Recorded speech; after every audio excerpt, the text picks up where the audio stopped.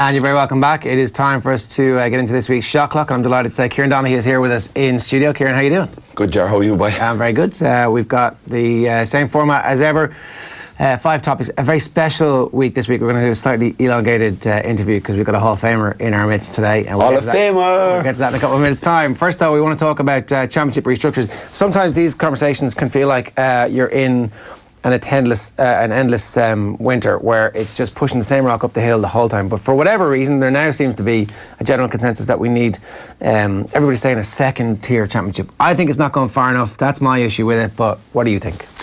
Yeah, I know we're going to delve into this big time on next week's Shot Clock, because I just think it's something that needs to be really looked at, but more than just be talked about. Actually do out a mock draft, do out a championship, do out a draw, do out the 2 tiers, Jared, get it going. And I think if we can kind of show the games that we could possibly get with a different structure and compare them to the games that we're getting now, which is scanning. I was scanning through the first 2 months of the football championship before we get to Super 8s, and there's maybe 2 or 3 games that I'm looking forward to. And that's wrong. It's wrong for GAA people all over the country, footballing people all over the country that love their game, that get a great National League, get great games on in February and March, and then we're sitting around here waiting in the best months to go to games, the most enjoyable time to go watch a game when it's nice and sunny and warm and you can sit out in the terrace and you're worried about getting burnt and you've the sun factor on. That's what going to championship games should be about, whereas I just don't think that buzz is there because of the lack of high quality games until we have to wait till the Super 8s. So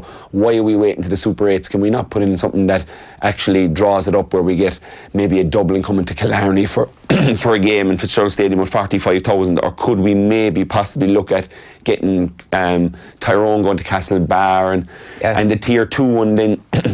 The Tier 2 one is important as well, because I just think there needs to be something looked at as in regards sponsorship for that, Jar, and kind of looking to get somebody involved, kind of like AIB do with the club championship. Get somebody that's really going to get behind the Tier 2 and drive it and promote it, and then the GAA have to hold back possibly in the television rights and maybe stream some of these games that aren't being shown live and that there's no highlights going to be shown. Why can't we stream those games? Basketball Ireland do a great job. We can stream all our games. I have people in America watching, people in Australia watching our games, and I just think the GAA should be looking down that road. Absolutely. I think it's not that hard to sort out, and I think that at the moment there's just such a well of people saying fairly much the same thing. There's arguments about what the format would be and what the difficulties would be and whether or not you can play midweek games. Kieran Shannon had that I like that piece from Kieran Shannon yesterday, and that's a great suggestion. Why don't we play some midweek games and get games so people can go to on a Wednesday night in the summer? Perfect. Okay, we got to talk about the NBA. There's plenty to talk about. Steph Curry, it turns out, is one of the greatest players in any sport ever in the history of the game, written off in the middle of a series, and then suddenly the Warriors are back and he's playing as well as he's ever done. So I'm not going to bore everybody with that, because there's loads of other stuff to talk about. The NBA draft lottery, which is just complete madness, and Kawhi Leonard. Where do you want to start here? Where do you want to? I know you probably want to get your whole Warriors dig in Steph Curry. Like, first of all, the people writing off Steph Curry, ye are out of your minds to write off Steph Curry. Like, talk about probably one of the best ball handlers of all time, definitely the best 3-point shooter of all time. When did you get into the conversation with LeBron and Kobe and Michael Jordan? When does that happen? What does he have to do here? He has to keep it up for a prolonged. Jordan did it for such a prolonged period of time. Kobe did it for over nearly 20 years. He scored 60 points in his last game when he was 40 years of age. So there has to be longevity in your career to be up there in the upper echelons of these superstars of the game. But right now, Steph, there's no reason why he can't get there. He doesn't do much driving to the basket, so he's not really going to pick up massive injuries. Looks like he's in great shape. His ball handling ability is so silky smooth. It's not even that he's that quick. He's so silky smooth with it that he'll be still that silky smooth when he's 35, and he'll still be hard to guard. And he'll probably be a better shooter by then, which is actually scary of how good he is. But him and Klay Thompson, the Splash Brothers, look, listen, they were winning championships before Durant ever came along. And I think Durant going down, Jar, almost kind of said, the two boys said, okay, let's just show them how good we are, that we're not going to have to share the ball now between 3 superstars. It's just the 2 of us. Let's go. Let's drag this team over the line. But my boys, the Houston Rockets, ye let me down. Talk about choking. All year he talked about Chris Paul. Oh, we would have won the NBA championship if Chris Paul had been gone. And they messed it up. Kawhi, is off the Richter scale right now. Kawhi Leonard, he's a man. He's a beast inside. He can do it any way you want. No fuss, just a pure baller. And the lottery, Zion, all the Knicks fans were crying. I saw Stephen A. Smith on first day crying into his spilt milk, mammy. Crying that they lost Zion Williamson to the New Orleans Pelicans, and they're delighted. So they got this superstar coming in his box office. I'd say for most of the basketball world, it literally put the Pelicans on the map. Everybody was like, Pelicans, not sure. It messes up all the free agency, because AD is the Pelicans superstar. They were going trading him to maybe New York, maybe no. There's talks that he might want to stay with Zion, but I don't think he does. There's so much going on. Just with Kyrie and Durant, are they going to go to the Knicks? There's talks about possibly, that's the strong one, Kyrie and them to the Knicks. But then where does AD go? Does he try? Do the Knicks try and get him as well, which will be hard? Maybe they could get the third pick in the draft, so they got RJ Barrett, so they could maybe offload him. But it's full on. There's non-stop stuff going on in the NBA now. It's brilliant. And the playoff games, the Eastern Conference and the Western Conference finals are going to be fire. And I'm going to go big Bucks against your Warriors. If the Bucks Warriors, I'm going big. I think we might even put a wager on it. Wow. Next up is Pep's Dream Team. So BBC put this up on their website, and it's a good shout. And we looked at it, and me and Ger picked our teams. Ger went with this team. You talk us through it, Ger, because it's a 4-4-2. It's a boring formation, first of all. But go on. 4-4-2. Could you change the formation? I didn't know you could do that. Yes, you can. Right, okay. I missed that. So this is basically the Barcelona team that was the greatest team of all time, adding in Philippe Lam and Sergio Aguero. Victor Valdez, Ger. Are you kidding me right now? It's controversial, but I've gone with Carlos Puyol because I'm a believer in culture. I love Puyol. And I just couldn't leave him out of the team. After that, Philippe Lam can also, then, if you require him to play at the base of your midfield the way Pep did for a little while, not very successfully, I'd have to say. And I couldn't find Luis Suarez, otherwise he would have been in my team instead of Thierry Henry. But I couldn't find him. I picked Thierry Henry, and I'm happy with that. It's Xavi, Iniesta, Busquets, and Messi. Eto'o? Yeah, I like Sammy Eto'o, but former Chelsea legend. I think Thierry Henry, I'm having him twice on Sundays ahead of, and Sergio Aguero. I just think that what Aguero has done this year to win back his place when it looked like he was going to be burned out slowly by Pep Guardiola, and you're picking these players at their absolute peak. So put up my team there quick, please, so we can talk through my team, because I just want to explain how we're going to batter Ger's side. There you go. Fancy 3-4-3, right? We got Piqué, right, who is completely underrated, has been a boss since he's gone to Barcelona. A company who's just a rock there for Pep's Man City, massive career, and he'd probably move on to the end of the season. It's a good team. And then Puyol, who's a man. Bernardo Silva raiding down the right. Fabregas kind of holding, kind of just maybe as a defensive midfielder, but I don't think he'll have to do that much work because the other team are playing. Your team, Ger, won't have the ball. We've got Iniesta playing behind the front three, and then you've got my former Chelsea boy Robin raiding down the left wing, absolutely terrorising. Who did you have out there? Danny Alves. Wouldn't want to see him coming. And then I have Messi on the left wing. That's what I had. I had Leo Messi there. Go on. Yeah, well, I have Messi and Robin on the left wing, so you're right back. Danny Alves is going to have a headache after this game. And we got Aguero, Henry and Messi up front. And Neuer in goals. Like, how did you... Tell me, give me the Valdez over Neuer.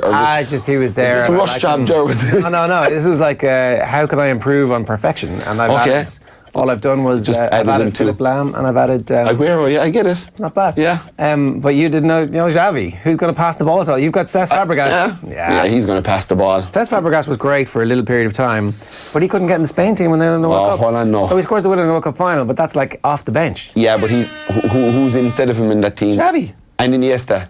Xavi and Iniesta, yeah. So like that's if I can't get on the team because Xavi and Iniesta, that doesn't make me not a great. Xavi, you left him on the bench. He's on your bench. Yeah, but he definitely couldn't play as a half a defensive midfielder. Whereas I think Fabregas to do a better job at that. I think I'd be getting at Vincent. We're going to put them two teams up, and you can get your votes in. Obviously, it's going to be a landslide, I'd say. Thierry Henry versus Vincent Kompany. Yes, please. Yes, please. On both sides. Yeah. Okay, so we want to talk Rory McIlroy briefly. going to talk very briefly about Rory McIlroy because Rory McIlroy has obviously said he's probably more than likely going to play for Ireland in Japan in the Olympics. A bit of blowback or a bit of a, I don't really care about this, but what do you think, Kieran?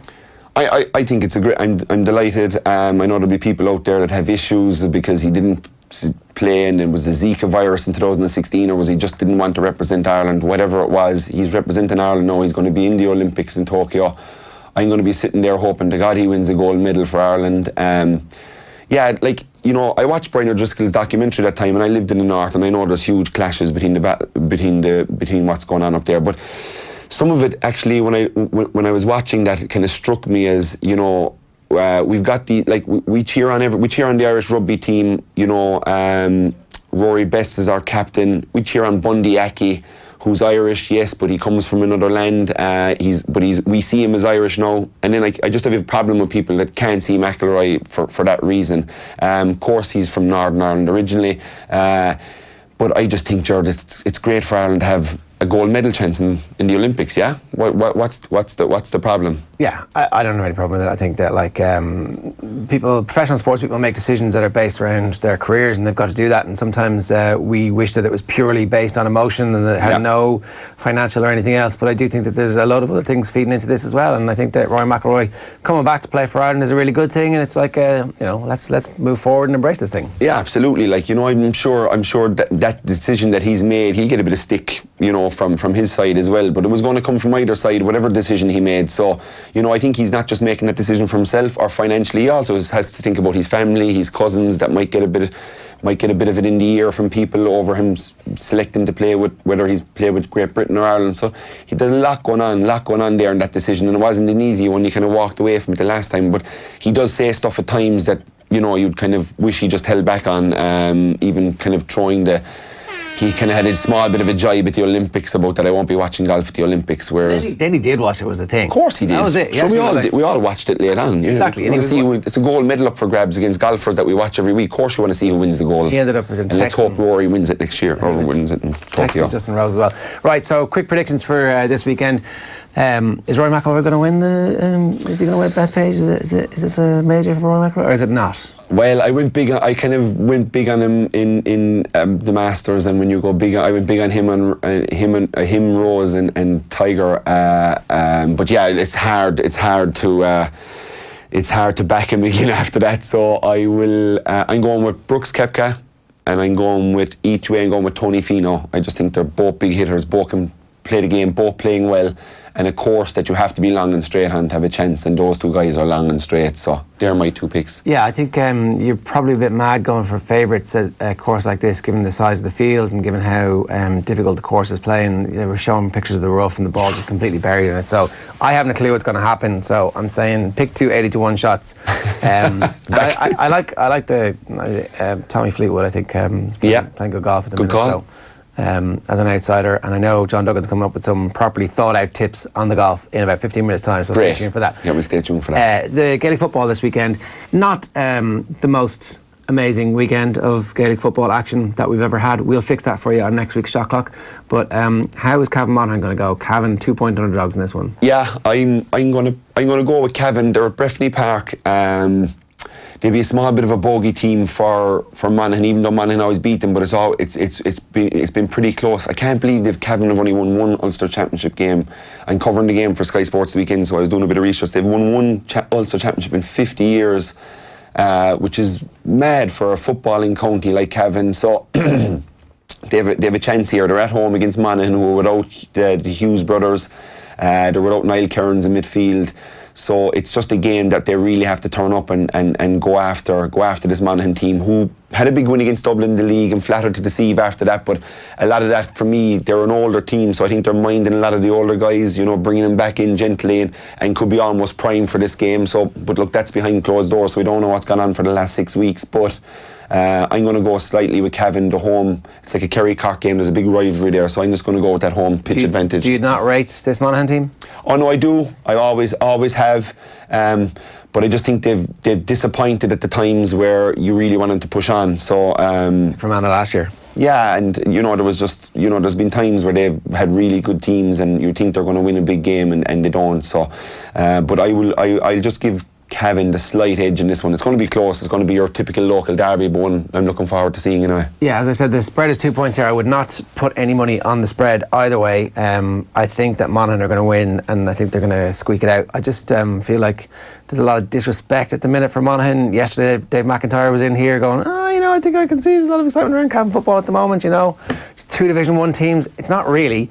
It's a well-established Division 1 team versus a team who went up and came back down. And they're different things. And like Monaghan are and have been a team who have been thereabouts at All-Ireland quarter-final, All-Ireland semi-final level for a decade. Yep. Cavan are Johnny-come-latelys in that form. And so prove me wrong, Cavan, is how I would have to say that one. They're the picks. I like it. Right, let's move on because we've got a very special chat on the way. Here is Basketball Ireland's tribute to the legend that is Kelvin Troy ahead of his induction into the Irish Basketball Hall of Fame. He was possibly the most charismatic player I've seen play in the Irish League. Whatever way it went, you were going to get a show. You were going to see him most likely dominate, be aggressive. We used to go an hour and a half before games, not just to get in, but to see his warm-ups. Just his massive chest, the aura of the guy, taking up almost the width of the court, doing defensive slides in the warm-up, just his sheer intensity that he brought. I would say he's probably the best defensive player ever to play in the country. On his home court, he owned it, particularly his time in Killester. It was Kelvin's court. A brilliant scorer, rebounder, could drive to the basket, could step outside and hit the mid-range shot. An absolute leader for his team. He wanted the ball and an absolute crowd pleaser. When people in particularly Dublin think of that era, it's Kelvin Troy on a Saturday night. In the Cup semi-final, they beat Blue Demons, who were league leaders at the time, and obviously a top team. And he was outstanding in that campaign. Mario got fouled out just before it went into overtime. Kelvin was obviously the one American on the court, and how he inspired his team in overtime to win that game, to obviously get to the final. It was a bit like when Shaq famously got fouled out against Indiana, and Kobe said, "I've got it from here." It was like Kelvin was, "I've got it from here." Yeah, high praise from Kieran Shannon for the legend that is Kelvin Troy, who's with us in studio. Kelvin, good morning to you. How are you? Good morning, G. I'm fine, thank you. Yeah, Kieran, we wanted to do this because we've got to pay proper testimony to an absolute legend of Irish basketball. Yeah, unfortunately didn't get to see him play, but just he's got the most infectious personality you're ever going to come across. I can imagine playing with him would have been a real joy, and playing against him would have been a nightmare because he'd really pointy elbows and he knew how to use them. He was an icon in the game over here, and that's just on the court. But then off the court, what he did, for the game, getting to the games, kind of encouraging youngsters to play, doing all this stuff away from the court, just being a super ambassador for basketball in Ireland at a time where it wasn't super popular like it is now, and the NBA wasn't super popular. These guys drove the game when they came over here. They just didn't come over and play basketball. They really involved themselves in the community and really felt the love from the people outside the community and gave it back twofold, and I think Kelvin did that everywhere he went. When you came over, did you think it was for good?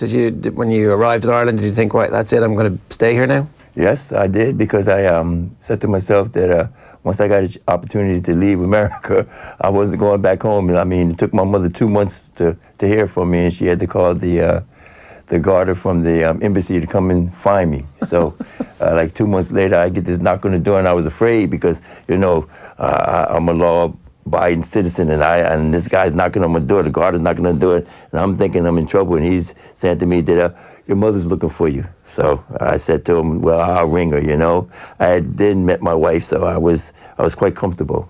That was it. You were happy enough. But I have to disagree with Kieran before we get started. Good for you. I want to say, Start fighting with yeah, me. we're all about it. like Kieran was saying that me playing against him would have been a nightmare. I think I played against some nice Irish players, and I played against Mick Ryan and a guy Jim Liston. They were pretty tough. And then there was your man down from Tralee. Remember I mentioned his name from before. He doesn't come to the games anymore.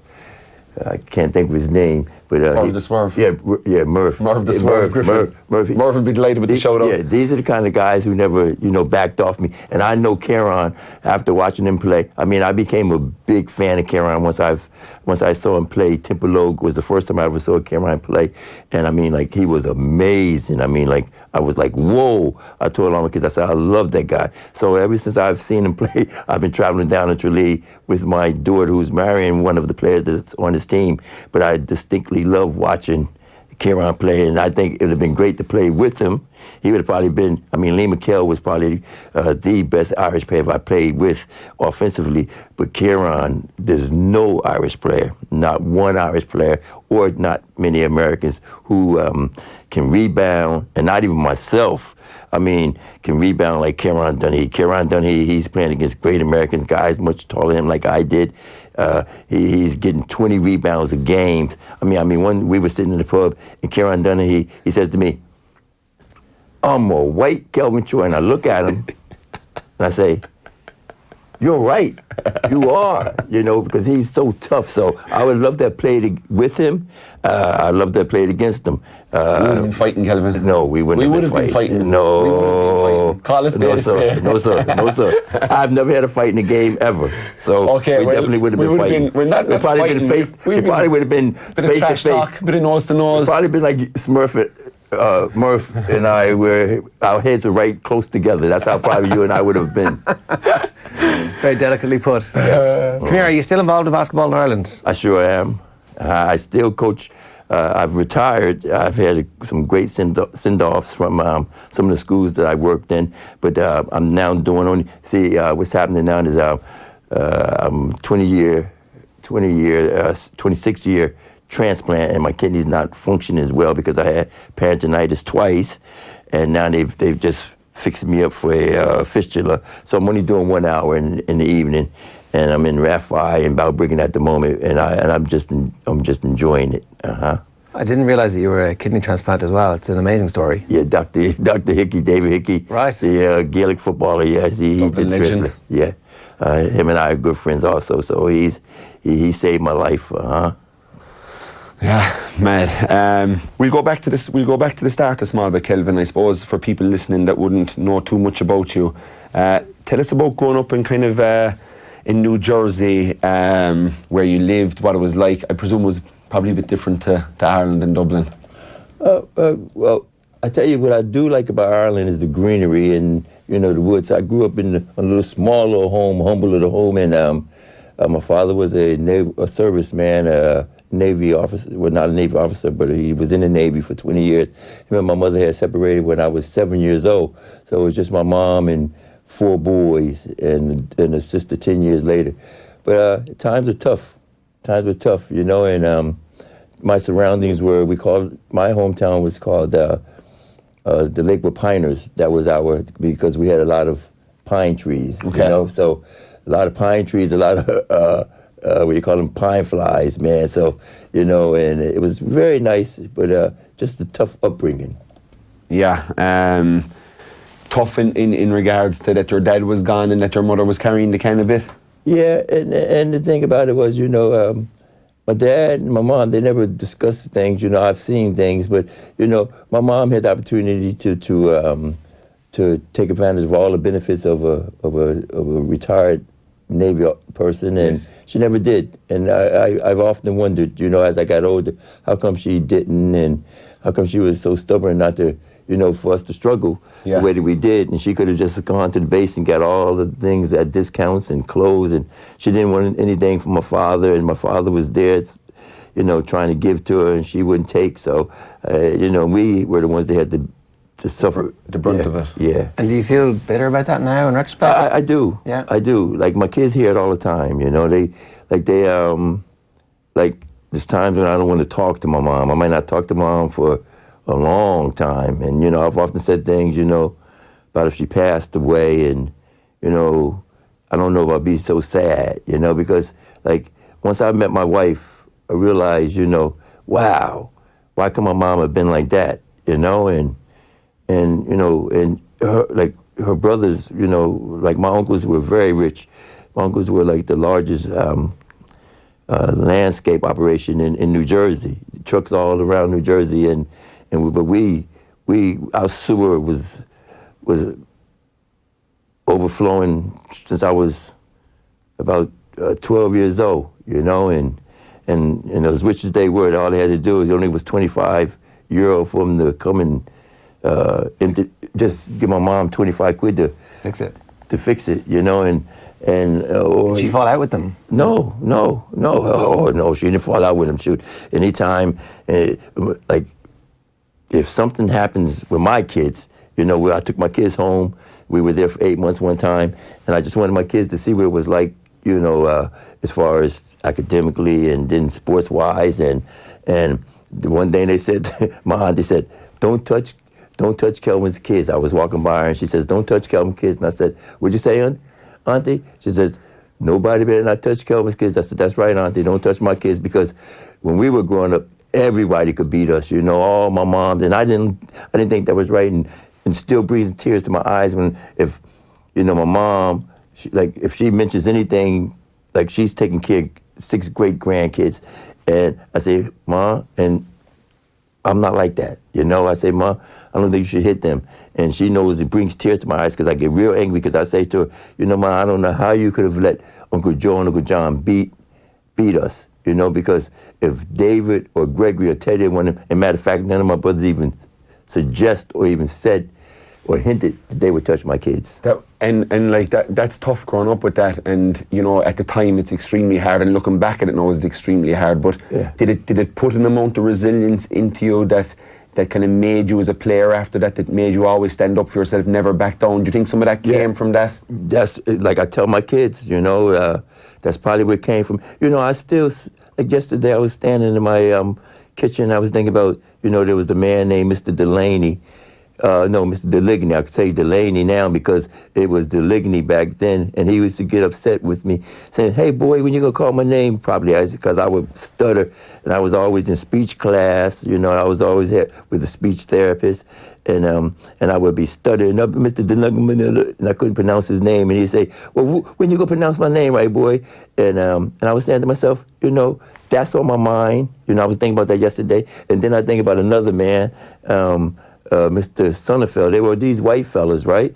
And Mr. Sonnenfeld, he was always poke me in my chest, right, with his finger, and I never told anyone, you know? I never told anyone. It just made me angry, you know? Were they coaches or teachers? Yeah, They were coaches. They were my coaches. Yeah, they were my coaches, right? And this is for the All-Star team for New Jersey. You know, we won the New Jersey All-Star, and then we went to Puerto Rico for being the best team in New Jersey, and then they threw me off the team, you know, because I didn't like losing, you know? Or maybe because you were always angry. No. As a matter of fact, I was quite happy. You know, I was always very, very, people just didn't know how to deal with me. If you were a kind of person who would talk to me, Kelvin, how you should be doing like this, you know, I had problems. You know, I felt, now I realized I had problems. And there's certain individuals who knew how to talk to me. Yeah. Got the best out of you. Yeah, got the best out of me. And people who barked at you got fight back. Yes. Because that was your defense mechanism. Yeah, exactly. And probably your coach, probably at Lakewood High School, was probably the guy who kind of, we all have coaches in our life that if we're struggling with parent situations, which I did at home sometimes with my dad, and you did obviously, a coach can be a coach that grabs you is like someone from the heavens almost, like, and I had two of them on the football. Image, yes. And who was that for you? That was Bob Nastis. Yeah. Him and I, we bumped heads. He threw me off the team, and he said he was going to write to all of the colleges. This is my last year in school. He said he was going to write to all of the colleges and say that I'm no longer affiliated with the Lakewood basketball team. You can no longer contact me here. He doesn't know how to contact me. So I was thrown off the team for the first 3 games, and I was cheering against the team until my uncles told me, he said they told me, and they were big men, they said, if you don't go and apologize, sort that out. I'm going to kick your butt. Because they knew how good you were, and they knew it was going to be a mistake. Tell us about that high school game when you were a freshman in the high school. You were 14 against the 18 and 19-year-olds. Tell well, I was in my second year, and what happened there was, you know, I've always been a very religious person. So, you know, they said to me, the reporter said to us, we were in in the final, and he came to all of us and they said, well, what do you want from this game? And I told him I just wanted to be famous, you know? And so what happened was we're playing against this team who's the number one team in the country. Number one team in the country, they were 36-0. They hadn't lost a game in 3 years. Whoa. And we had already beat them. See, nobody knew we had already beat them by 20 points in preseason. Okay. You see? Well, preseason is preseason. This was the championship. Yeah, well, we still had them by 20 points. Okay. I came out of the game, and I know that was a very, like, one of the main puzzles in the game because I was doing everything, even though I was young. Yeah. I had a lot of fire, and I did a lot. So when I came out of the game, then they started coming back, and then with the last 10 minutes, the last 6 minutes, it was going back and forth. Okay. And with 6 seconds left, we had designed the play. And my coach always had us wearing these badges. My coach was phenomenal with all kinds of belief and philosophy and theories. Ahead of his time almost. Oh, ahead of his time, for sure. And so he had designed the play, and it was a 6-second play, and we had practiced this play, all these situation plays at the end of practice, and this 6-second play came up.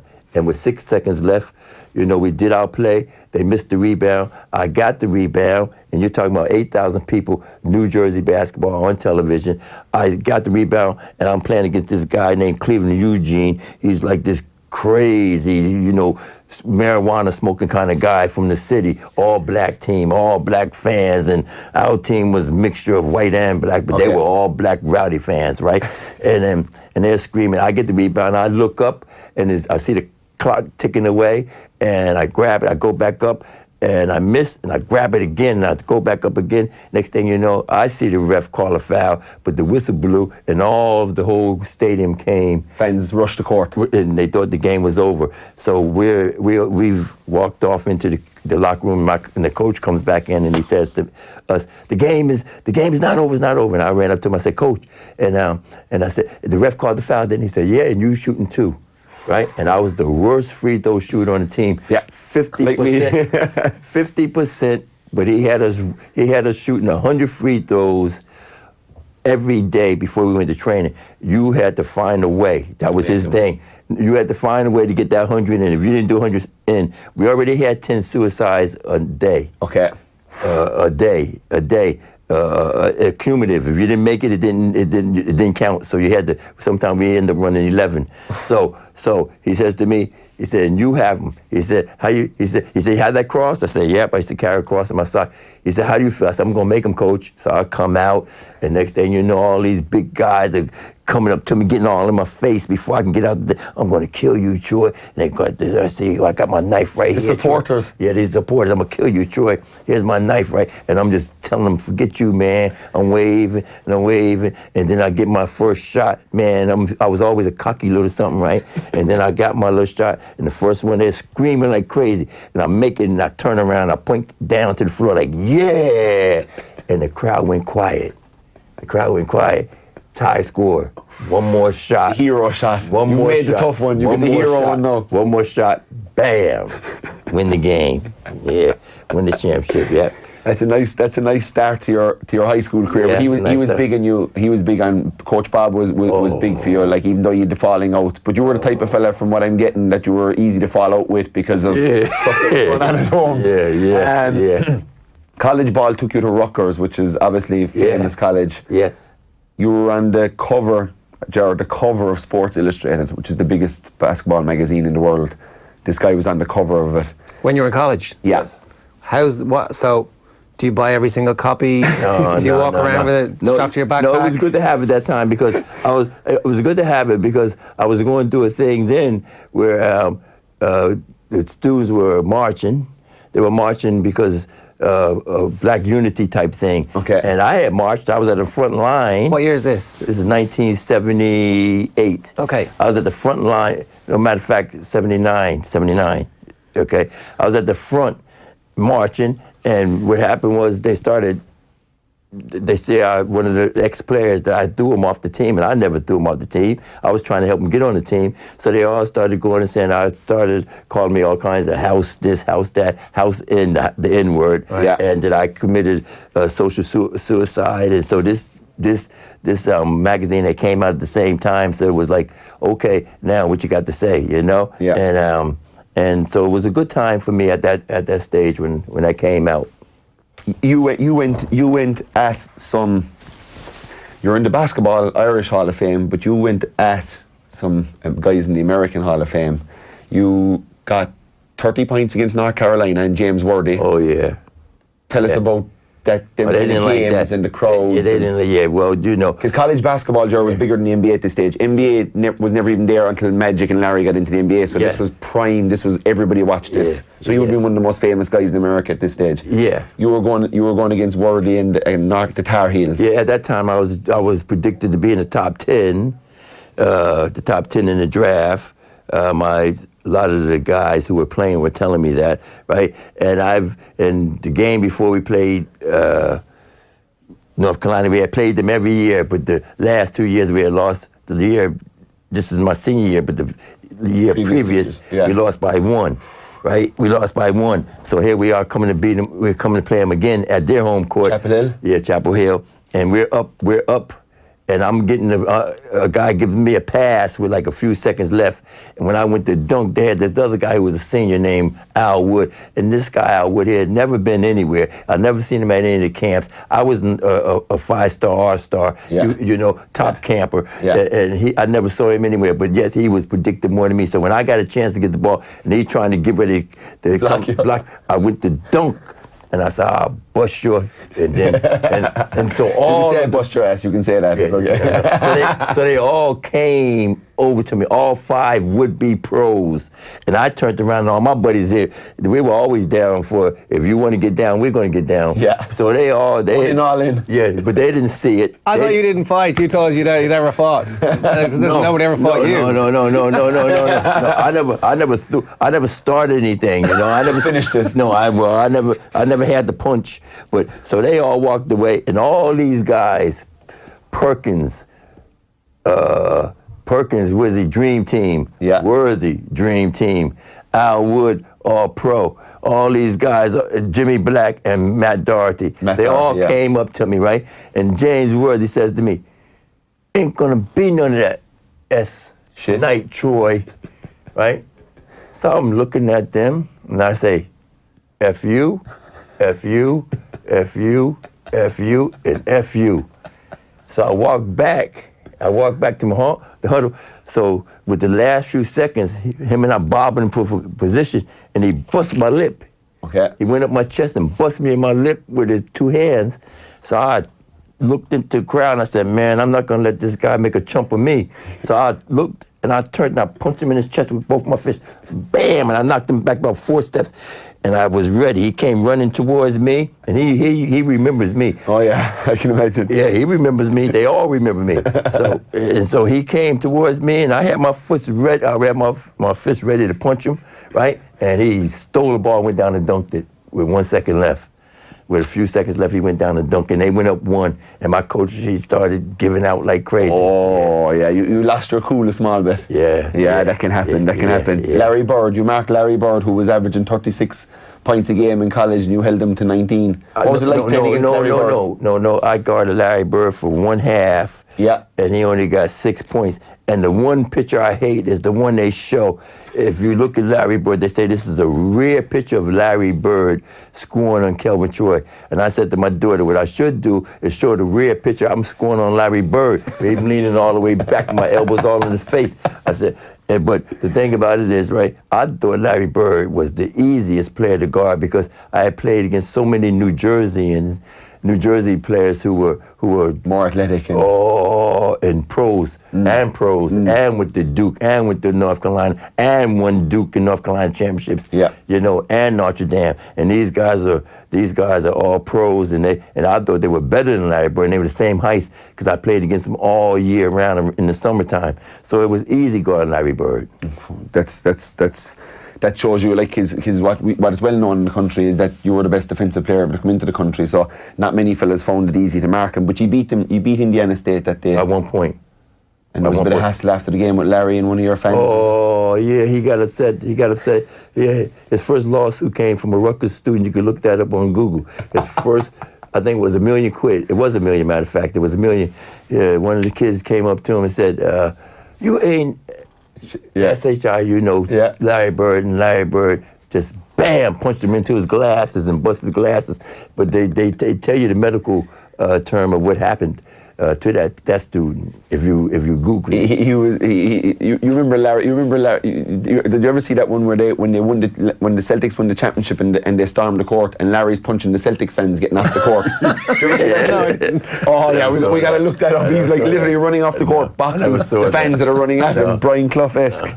The NBA, if you were so high in the draft pick, how did that not happen? What were I know now I don't want to be dragging up old stuff, but just for people at home that hear you're marking Larry Bird and you're beating up on James Worthy, how did it not happen? What happened?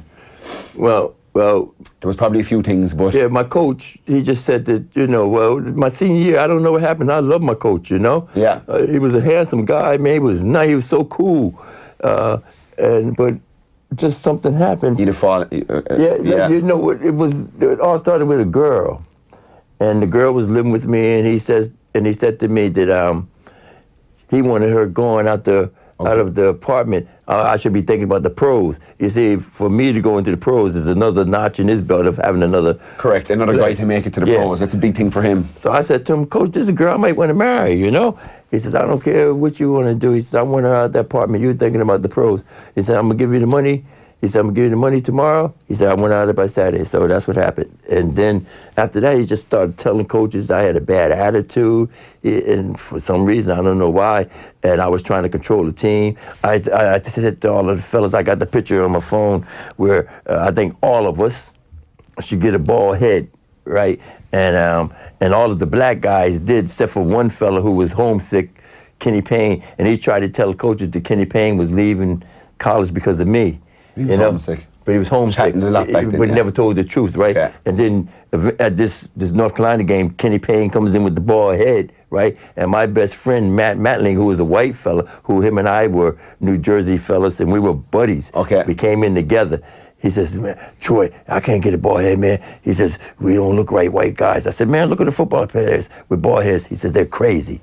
That's what he said to me. So he started telling people that I tried to control the team, and then at the end of the road, he told some of the guys who were in the pros, I never had to hurt a person like I had to do Troy. I went to get, one time I went to his office and there were 4 letters there from the Knicks, the Bullets, the Nets, and Philadelphia. I never even got the letters. He never gave you the letters? I never got them. I don't even know what they said, so...